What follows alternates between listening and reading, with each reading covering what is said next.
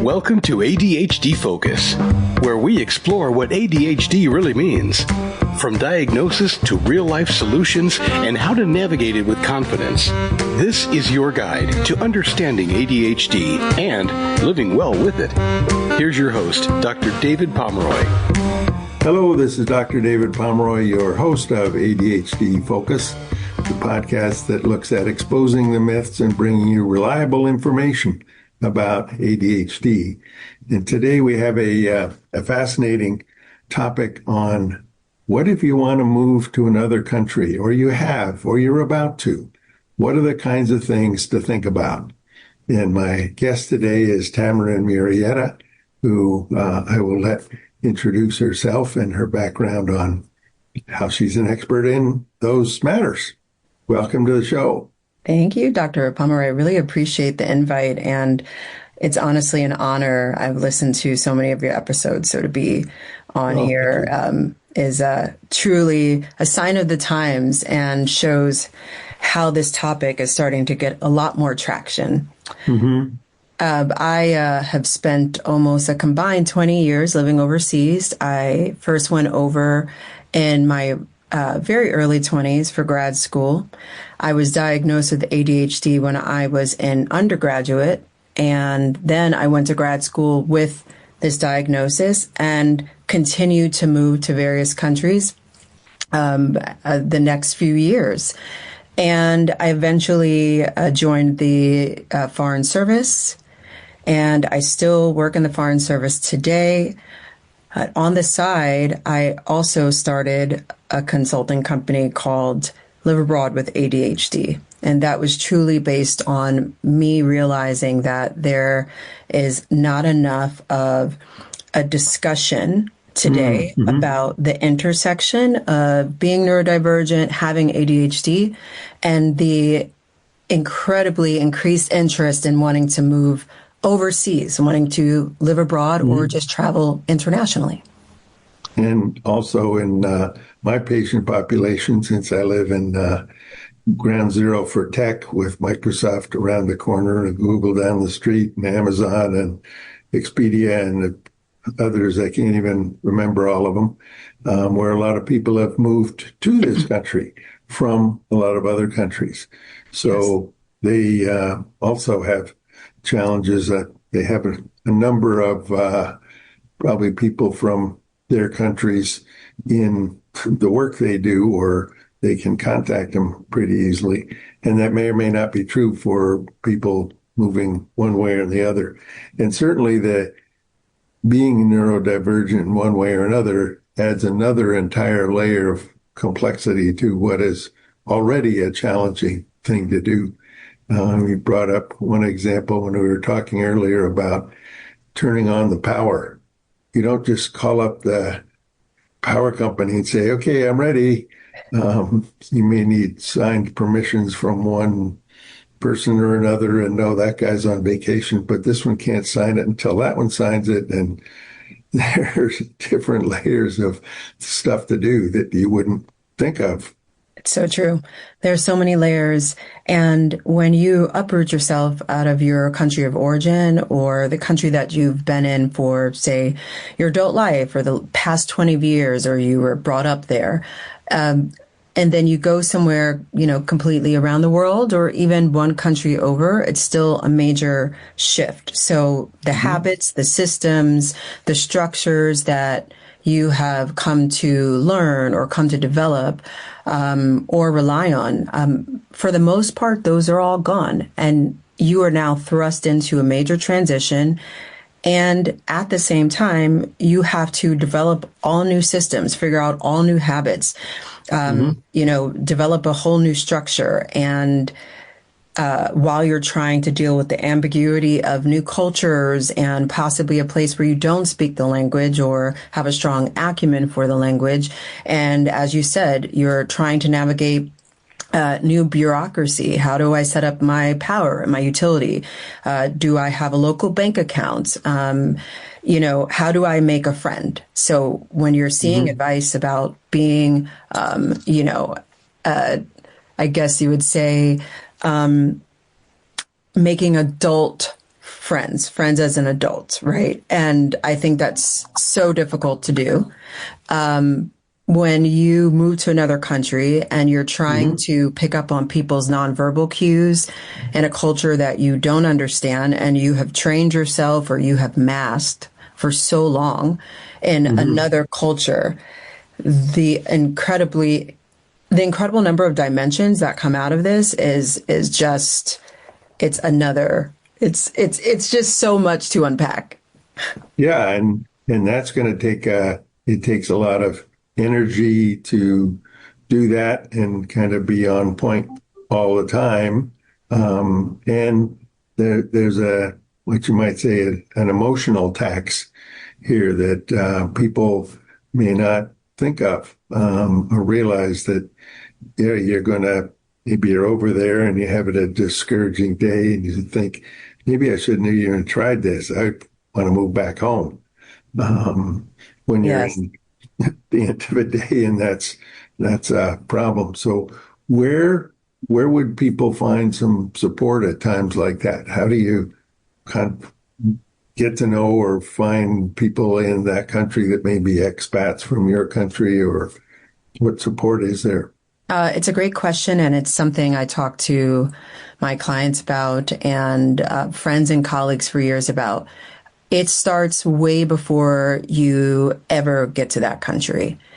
You start to develop this process of identifying networks, building networks, when you start to get a sense of what part of the world that you're moving to. So if you say are interested in going to South America as a digital nomad, or you've accepted a fellowship to teach English in South Asia, you need to start coming to all of the networks and the connections that you have. Start reaching out to them so you can determine what country, what city, what locale is best for you. So if you went to college and you have various networks of alumni that are in, say, parts of India, but you're considering working in Pakistan and you are struggling to find people locally that you know, that you have a connection with, maybe you need to think about if India is a better option for you, as an example. So this goes far beyond you even selecting the country.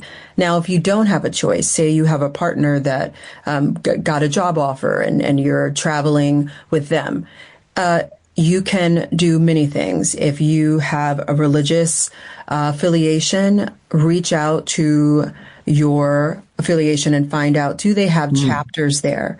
If you had a sorority or fraternity, some people are still very active in their leadership honor societies, right? Find out if they have chapters or people that are still members, active members, that have addresses in those countries. There are also very popular platforms like Internations and meetup.com as well, where they have local people who organize events for expats in those countries and in those cities. So there's lots of things you can do. And I help people, connect the dots with the countries they're going to, their networks. Yeah, I think that's a great idea. And alumni from the college you went to, for instance, or where you've studied. And I'm sure, I'd hope, if you have a fellowship somewhere, that there's support just in that program that can help you somewhat. One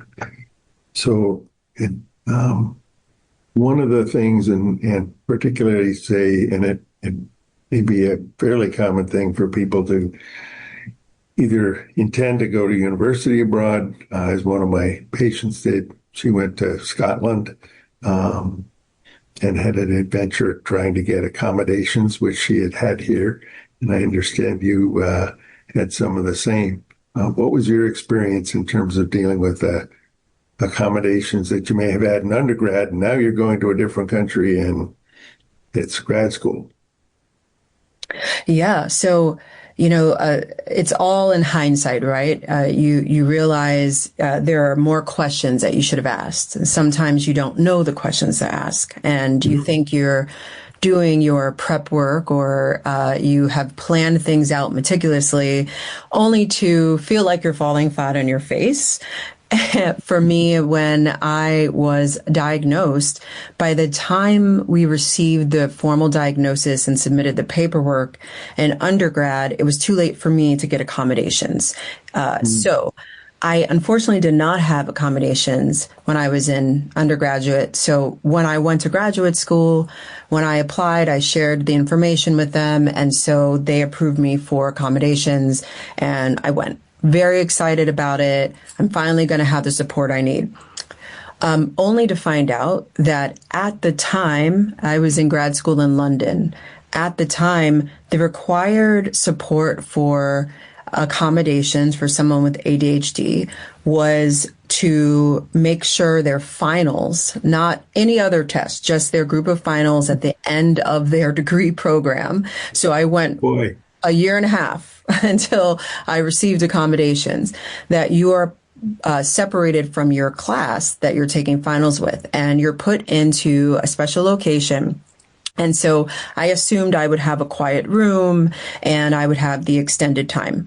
I did have the extended time, but I was in a room with 29 other people, about 7 or 8 proctors around the wall. And all of the individuals had various forms of disabilities or special needs at the time. So I had somebody who's hyperglycemic, who needed to have a snack every 15 to 30 minutes, eating granola bars, and it was loud. I had somebody else who had a knee rehab, and they had to walk up and down with like somebody just to make sure they weren't sitting too long. I was so distracted. That extra time just went to me managing that. So I thought I had prepared, but I hadn't. So it's asking the right questions. It's determining all of what your needs are. Even if you think you're getting 1 or 2 types of accommodation, you have to speak up for yourself and tell them everything that you need. Yeah. And particularly if, like you say, you assume a quiet room, ask what's the arrangements? Are there going to be other people in that room? How many other people are there going to be in that room? I need quiet to be able to concentrate and see. And if they, and it may be up to the, I guess, rules of the university as to whether they would make another room available to you instead of that room with the 29 other folks. And they may say, well, this is the accommodation we have. That's it.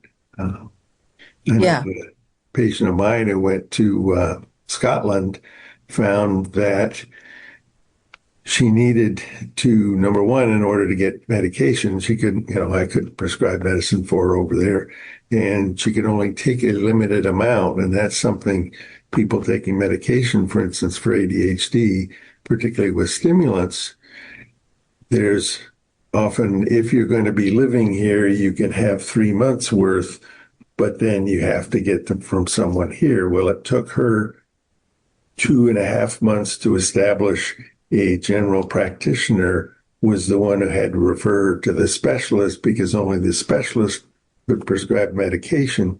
So she had about a month or 2 with no medication after having it for 2.5 years and doing a university program. So it took a while for all that to come around. And the other consideration is in Asia, for instance, they basically don't allow amphetamines. You can't get them. So you want to make sure that you try other medications, see if there are other medications than Adderall or Vyvanse, because they don't have them available in that country and they won't let you bring them in. And even in France, where some patients of mine moved last fall, we had to look at trying other medications and see what would work for them before they left. And they had researched that, and you go to usually in the customs page, and you can go down into medications and see what specifics are. But those are the kinds of things to check out. Don't just assume that, oh yeah, I can get my Vyvanse over there. It may have a different name. In England, you could. In Australia, you could. Germany, Italy, probably, but not France, not China, not Indonesia, not other countries in Asia.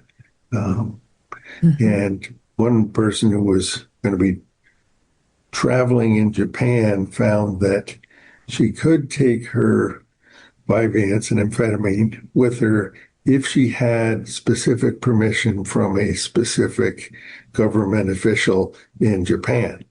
Yes. Which, as you can imagine, doesn't just happen overnight. Send them an email, they send an email back. No, there's a whole application and everything else. So there's a lot of things, particularly, and this is something added. If you have ADHD and you're taking medication, you need to look at the considerations on that for sure. Oh, absolutely. I've seen this go south a few times with people. Obviously, when you have ADHD, impulsivity is a huge part of it. And particularly during periods like we have now in the country where you're seeing such an increase of Americans interested in moving abroad. They now have the ability to as well. So you're seeing those numbers go up, and you are seeing people doing it very quickly, very short turnarounds.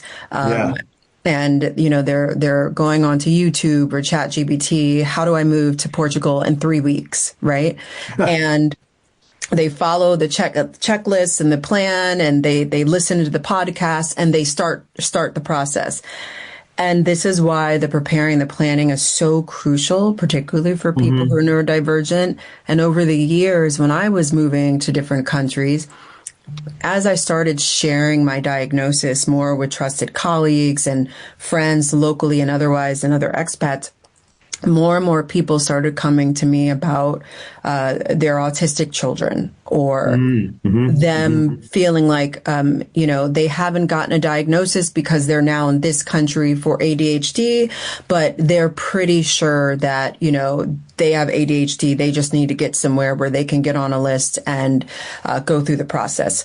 Right. And so they would ask, just general questions about living in that country, or whether or not the country they're thinking of going to next makes sense for their autistic child, and what school would be a good idea. And so I found myself trying to find solutions for a lot of other people in addition to myself, and trying to track so many things.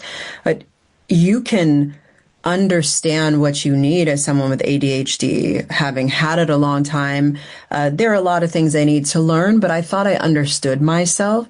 When you are completely plucked out of your element and dropped into a foreign anything, it's like you're learning life all over again. Yeah. And so you have people who are just moving into it and going, and they're bringing extra supply of their medication, for example.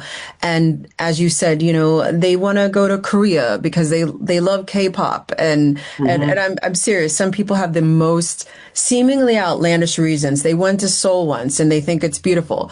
Great. You also can't bring your medication in there. And you can't sneak it in, as I have heard quite a few people say. They'll just sneak it and no one's going to know.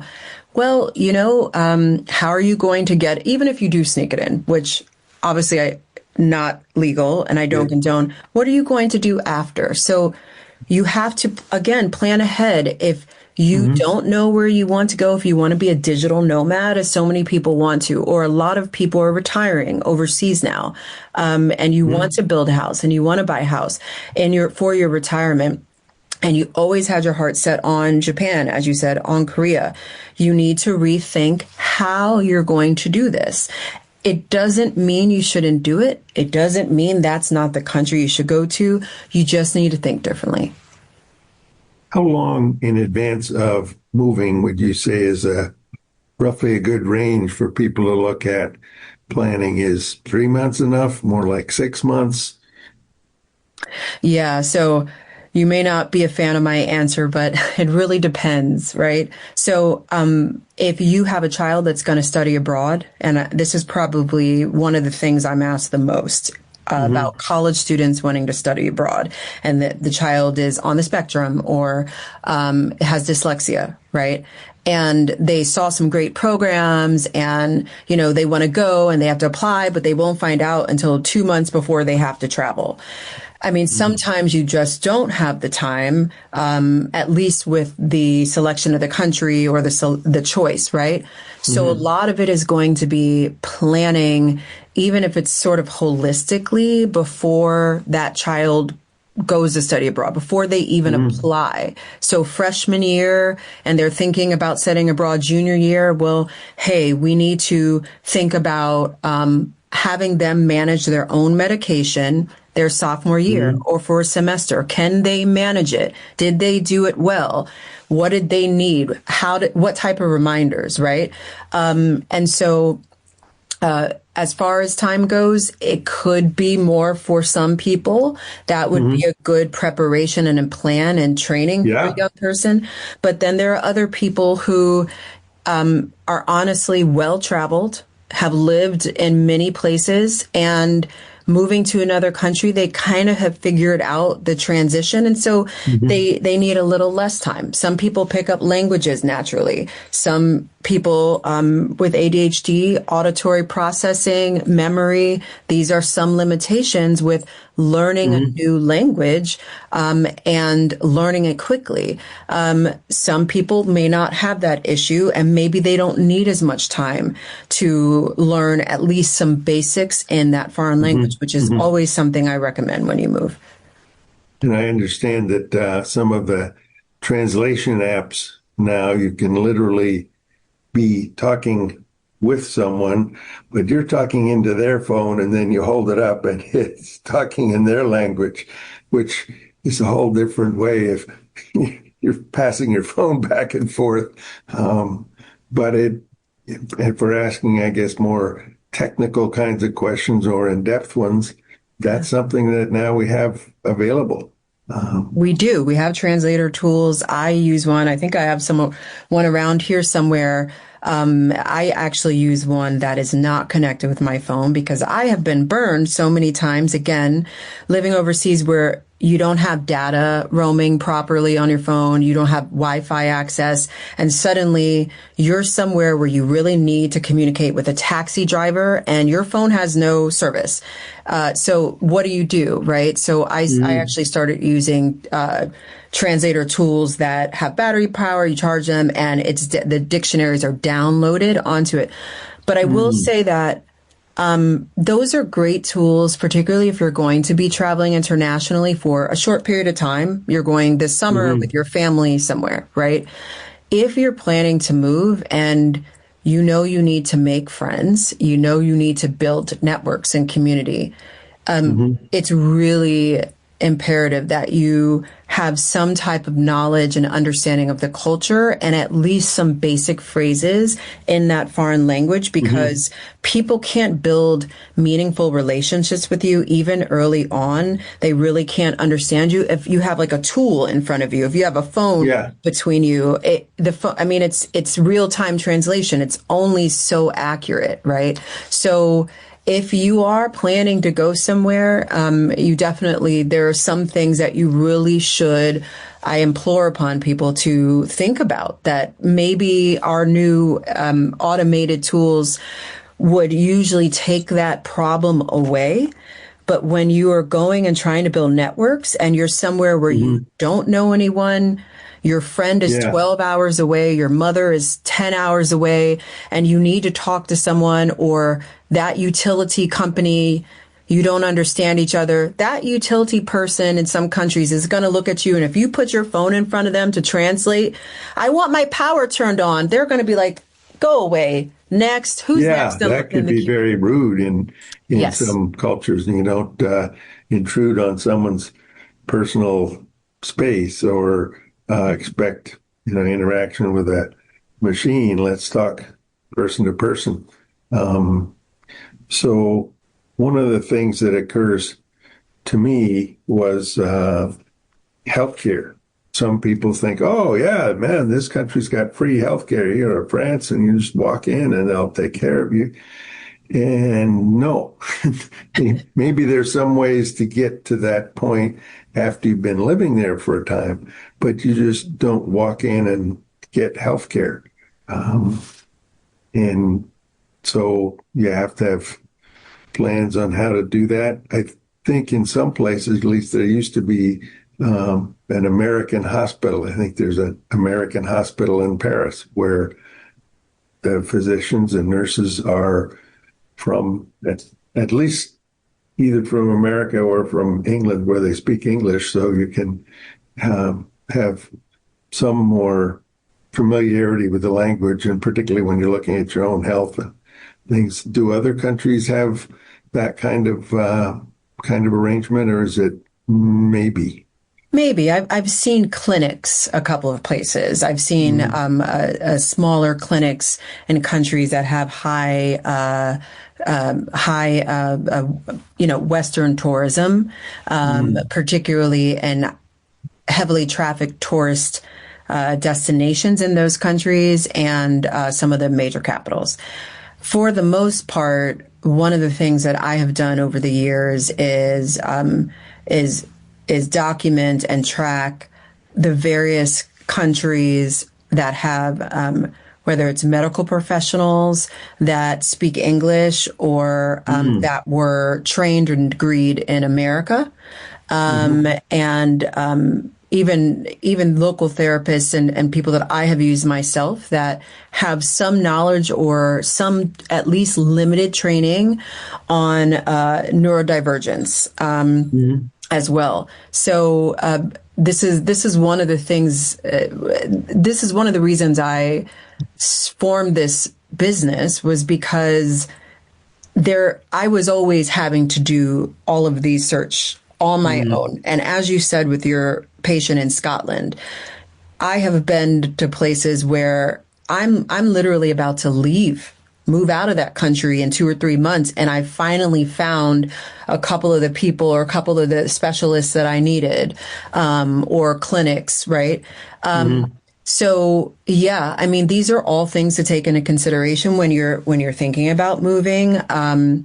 And you do have medical tourism in a lot of countries. So when it comes to places like Turkey, which are very famous for medical tourism, India, China, you have a lot of English patients who have come over just to get that procedure. And so obviously those are going to be places. So if you don't have, and many people, they go over, they don't have immediate needs for regular health care or medical care, particularly urgent medical care and health care.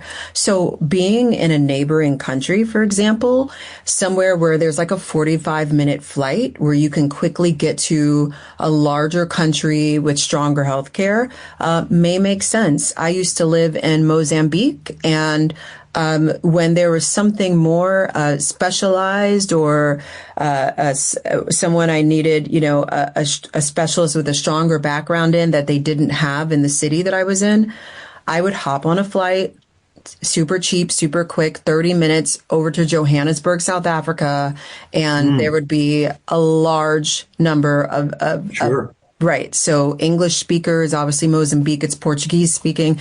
So there are ways around it. People don't have to necessarily limit themselves. I'm working with someone right now who has a family member who has a serious medical issue. And this is not the first person that I've worked with who has said, I'm kind of forming my decision based on where they can get their medical care in that particular city.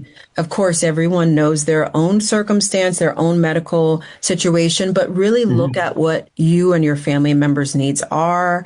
And there are places where you can go and you can drive over the border and be there in 25, 30 minutes. And that could make sense for you. Yeah, that's a good point. And another thing to look at planning. Do you find that other countries accept autism and people on the spectrum as needing either accommodations or just a different type of care and sensitivity, I guess, autism-informed care, is that common or unusual in other countries? And it may vary by region or continent. I think I have found it has varied by region, as you say. For the spectrum, being on the spectrum and ADHD, I find in my own experience, I have found that autism is a little bit more well known or regarded in medical communities than ADHD. I have found, and it could be, again, this is all personal experience. I'm not an academic expert or a medical professional. I'm just someone who's lived it and sharing my experiences. But I have seen that there are places you will go to where they just don't recognize ADHD. It's just not recognized by the government or by the educational community or medical professionals. I haven't seen that as frequently with autism. However, I am not autistic, so I have not spent as much time. But when I've helped other people, there seems to be, particularly at the international schools or a lot of the boarding schools that the expats tend to put their children in, they have more of a support system for it than maybe adults would. No, that's good to know, because I'm sure that's a consideration of people who do have young children or even teenagers, and being able to have some of the kinds of accommodations that are available here, which may or may not be true, and sometimes getting the accommodations, that's another whole subject in dealing with schools and accommodations. But it's certainly something to, again, be aware of, plan and look at the networks and things in terms of Meetup and other reliable sources. So one of the other things I wondered about was, would it be worth someone's time and money to travel to that country and live there for a while, get an Airbnb. So at least for 2 weeks, you have to get groceries, you have to get around, you learn the transportation system, those kinds of things. Yeah. So I often tell people that if you have that flexibility in every way, financially, time off of work, and the freedom to be able to go to that country for a limited period of time to test it out or prepare, absolutely, by all means, do it.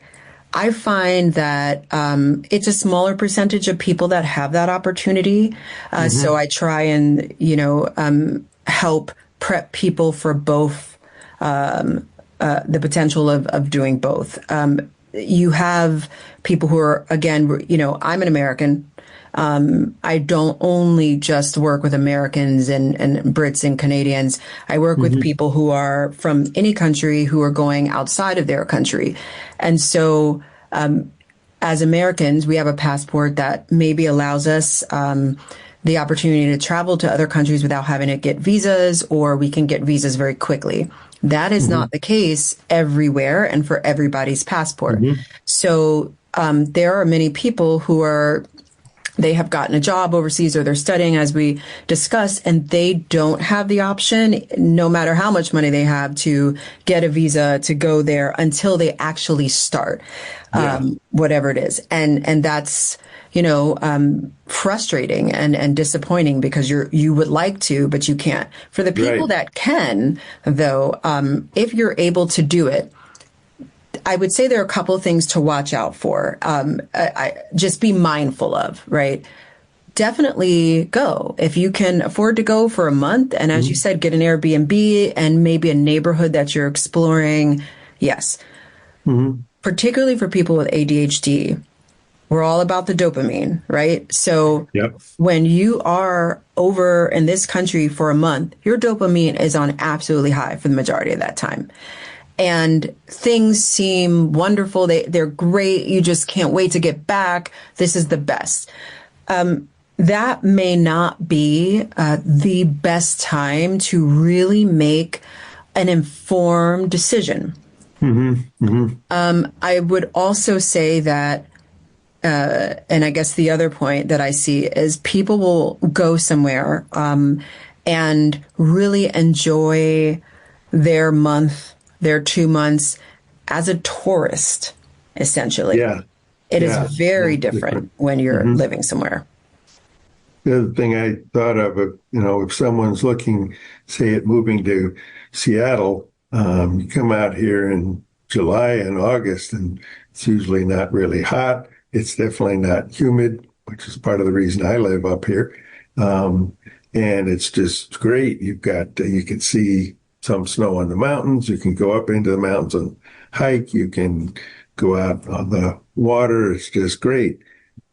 Come and stay here in January, in February, when it's mostly cloudy. It really doesn't rain all the time. Yes.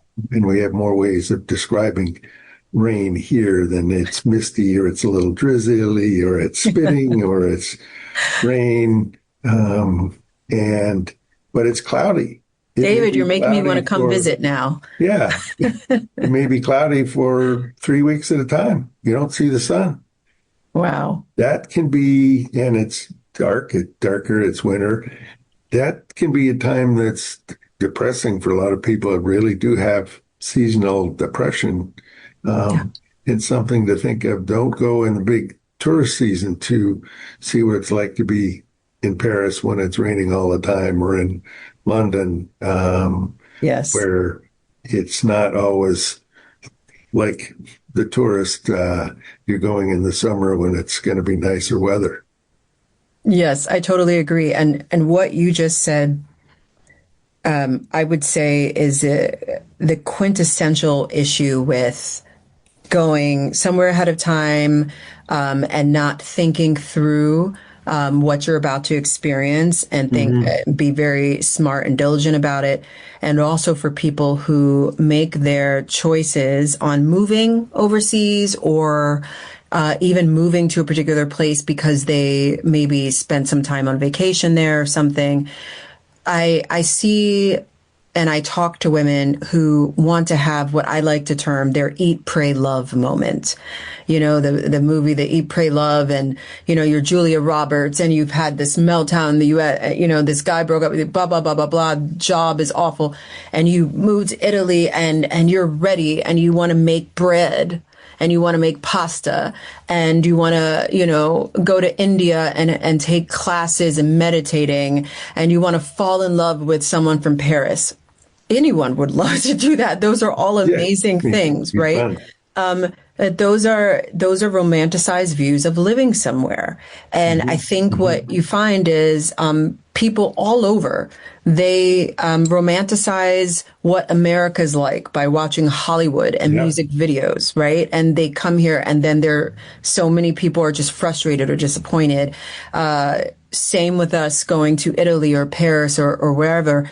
Have to remember that those experiences are for people who those are unique experiences, people who've come for a short period of time. They're excited. They want to have that moment, and they have it. What is life like for someone, a resident, for someone who has lived there for years, day in, day out? Is the Wi-Fi working the way that you need it to? How do you walk to your office is the only way to get somewhere, being on a very crowded train, and that increases your anxiety level. Can you drive on the other side of the road? I've lived in several Commonwealth countries, and I very quickly had to learn how to drive on the other side of the road the same time that I'm trying to navigate brand new streets. It's a lot.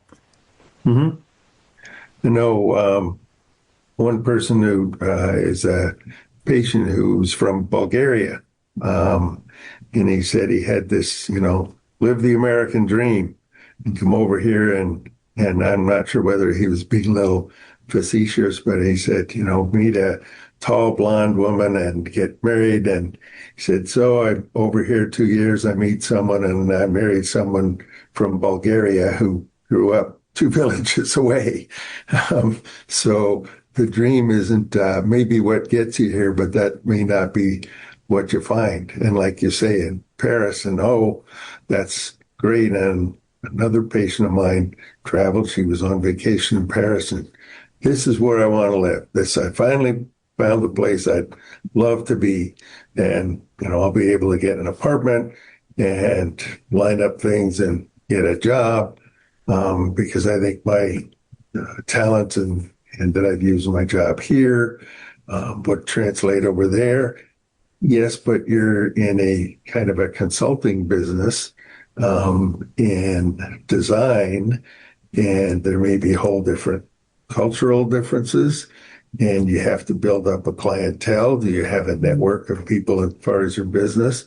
It took her, I think, 8 months to finally arrange all the stuff to be able to have an apartment. Yeah. Meanwhile, thankfully, she didn't just move over there and try it. And she was doing it, going back and forth and staying here and trying to do it. But it took her a year to really get everything lined up to be able to live over there.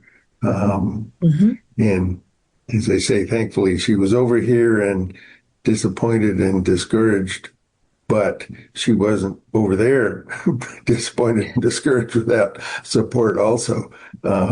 So it does, planning is really, really important.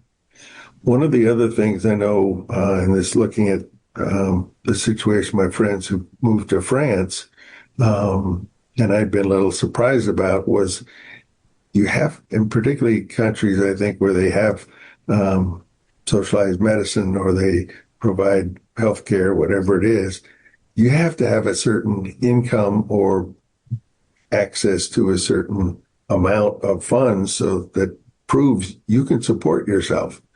You aren't going to all of a sudden be without money and need healthcare. And I'm sure different countries have different limits or expectations of what you have to do as far as being able to supply for yourself in terms of money and or a job. Oh, very much so. I mean, in order to get the visa that's needed for you to stay a period of time, many countries require that you prove your financial stability. Obviously, they don't want you needing support from their systems when you go over there, their socialized systems or whatever the case. And so, yeah, that is a requirement. What I have seen, being, having the opportunity to work in different countries, I have seen American expats, particularly neurodivergent people, which is very interesting, the pattern that you see with neurodivergent expats. One of the things that you see is, they're there, they've gotten the visa, they obviously had the financial stability needed to required, right, to get that visa. When they're there, people with ADHD, maybe their financial management, or should I say mismanagement, leaves a lot to the imagination. And maybe they find themselves in situations where, they couldn't finish paying that full year lease as the landlord and had agreed. I've seen that a few times. The paying rent month by month, as we do in the United States, it's not necessarily the structure that people use to pay rent or everywhere in the world, right? Some countries require a full amount up front, or 6 months and 6 months, or, various different terms. Yeah. I lived in Lagos, Nigeria once, and in Lagos, for a good quality apartment, you have to pay 2 years rent up front. Period. If you leave before there, you're not getting it. If you want a sort of, standard apartment that's, not bad, but it's just okay, you have to pay 1 year up front. And so, it really, it depends on where you go. So you can afford to go over there. And if you don't manage money well, it doesn't matter how much you had in your bank account that got you approved for the visa. You have to develop the skills and the habits and address some of the things that people with ADHD struggle with. And if you figured out how to manage your finances in the US, or if you figured out how to pay that rent and you were never late on something in the US for your lease, fantastic. That is a great start. That doesn't necessarily completely, fully, equally apply when you go to another country where the terms are different. You now have to create a new system and new habits to keep up with those regulations. And I'm sure not that I've ever done this in terms of living in another country, but you get to that country and for one reason or another, you knew you wanted to live there. Well, gee, it would be nice to decorate my place with native kinds of things and things from this country. Well, that costs more money than just, I don't know whether they have IKEA, but going to somewhere and just getting basic furniture you could start with and little by little adding things rather than, oh yeah, I'm going to get all this stuff. Well, you just spent a bunch of money. Yes. And, learning, I don't know whether they have Goodwill, but are there flea markets? Are there places where there's secondhand furniture or places that aren't tourist oriented, where there's that kind of the tourism markup on? Yes. That's learning the culture. Yes. And for us, I mean, I'll just say currency exchange rates is a big deal. And if you're going for a period of time, but you're still, say, for example, you're still being paid in US dollars, your salary is in US dollars, or your retirement, your pension is US dollars. When you move to this other country, you are now having to regularly convert. Don't forget conversions, it's always updated. It's changing daily. So you could have 1 month where it works in your favor with the dollar. You can have another month where it doesn't. And so I would say neurotypicals and neurodivergents alike, you start to get comfortable with the formula in your head. Oh, okay, $1 US to 2 country X dollars, right? But when you are really trying to manage your finances and your budget, that is something you really have to work and stay on top of and make sure that you have support. And so the neurodivergent expats, I have seen a handful of expats, American and Canadians, particularly leave the country they're in prematurely because the financial mismanagement or the budget issue or kind of underestimating how much it costs to move to another country. There seems to be this myth that moving to a country like, Thailand and Philippines and Vietnam, which are historically and traditionally very are in our best interest when it comes to the currency exchange rate, right? They don't cost much. You can have a nice life. And I think that, I hear a lot of people in various circles I'm in for women that want to move overseas, who they think about that. That's top of their list, top 3 in their list. They want to go somewhere where they can have a certain standard of living that they're used to. And with this certain amount of money that they have, and here are some well-known destinations. Well, guess what? Standard of living has to be defined by you. You have to understand what you need. You can get a lovely house in southern Thailand that would have cost you $1 million here. It's only going to cost you $50,000 there, Wonderful. What else do you need for the standard of living? Are you used to walking down to 2 blocks to a lovely Whole Foods or going to Target to get particular hair products? You're not going to have that option here. If you move somewhere where Amazon is not readily available, are you open to traditional alternatives? Yeah, definitely. A lot of extra detail in there to look at and consider, which I think certainly if I were looking to move to another country and there are a lot of things we've talked about that I wouldn't have thought about. And I think particularly the the cultural differences, and it's, you don't walk into a supermarket and have all these choices of foods. You may need to go to the baker and to the butcher and to different places to get your food, and you may have a pretty small refrigerator compared to what you have here. So you can't just go buy a week and a half of food. You may have to buy it more often. And so your whole daily routine is different. And yes, hopefully, even if you can't go live somewhere for a while, you could find a kind of what's your weekly routine as far as groceries, as far as buying other household supplies. How far do you have to go?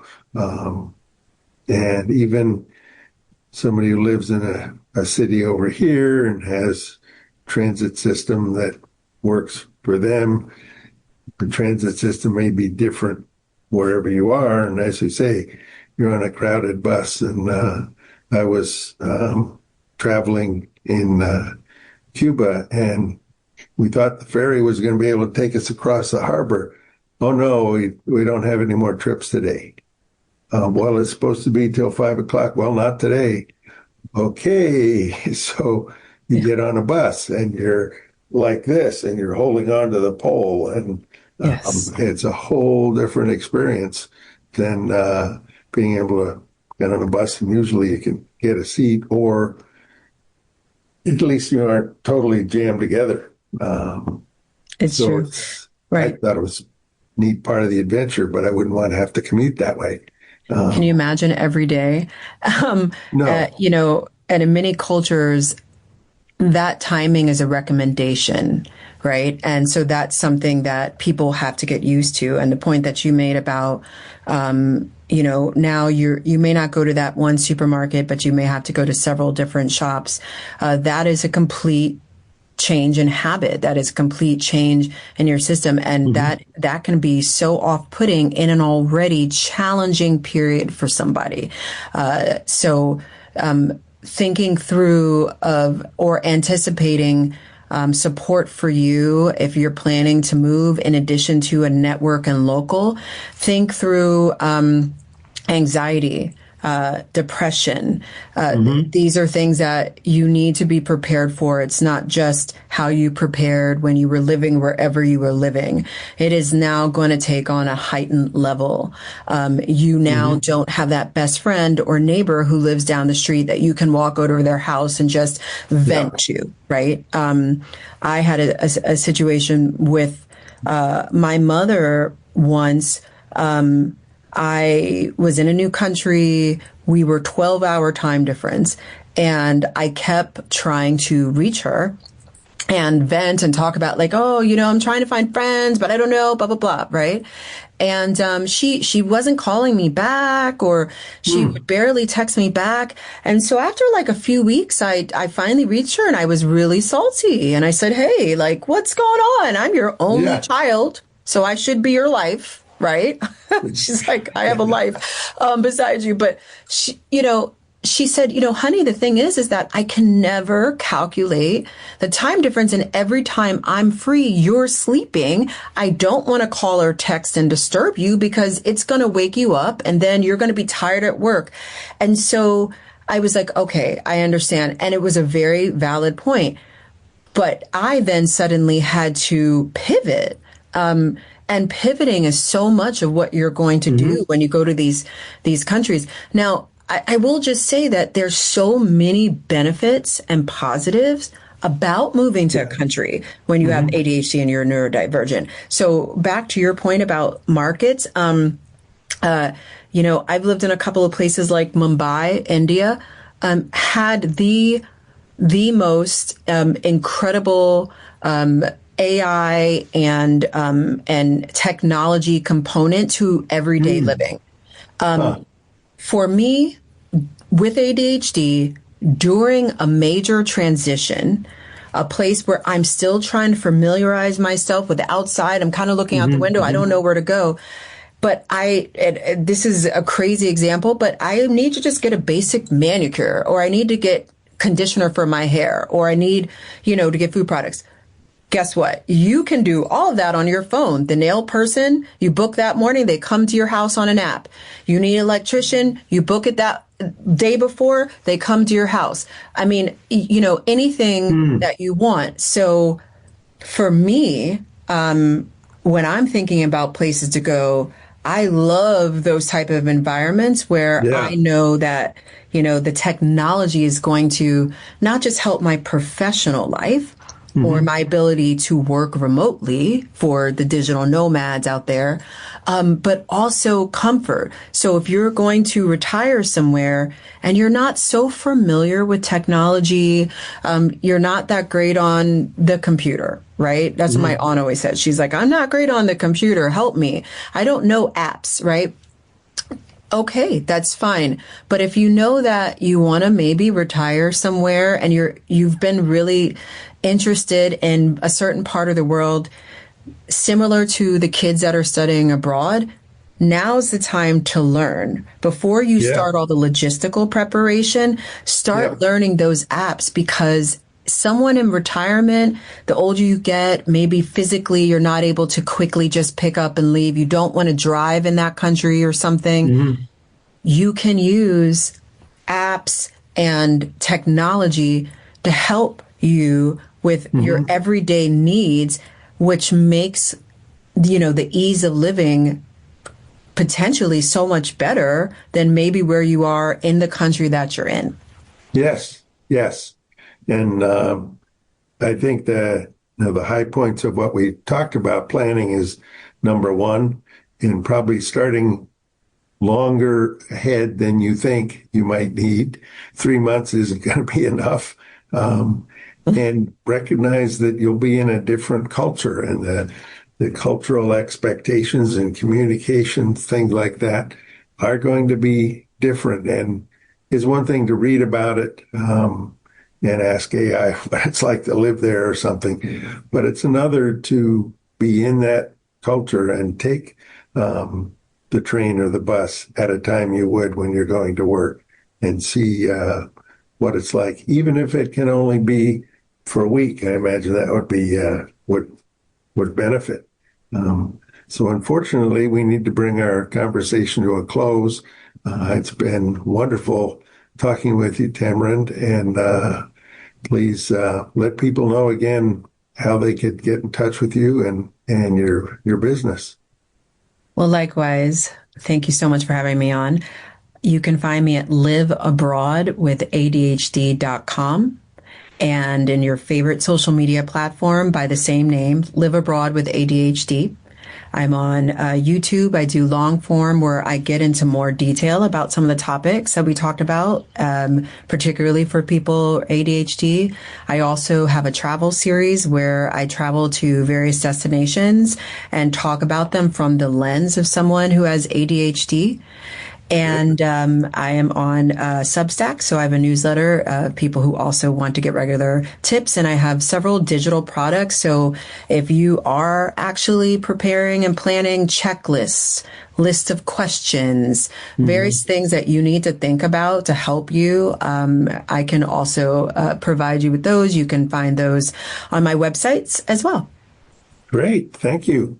Your all-in-one support system and information systems, and resource for being able to find other resources for where you may be going to live.